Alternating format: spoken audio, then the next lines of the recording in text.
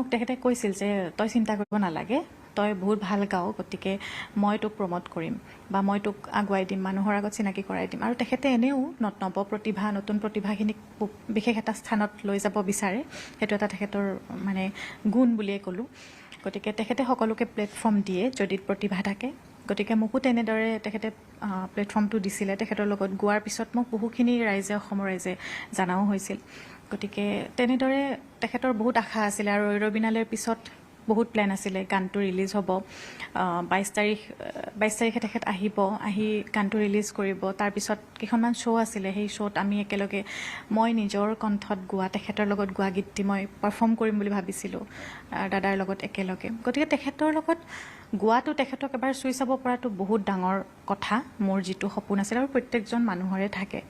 গতিকে সেই সপোনখিনি বাস্তৱ হ'ল, কিন্তু সেই ব্যক্তিজন নাই। গতিকে বহুত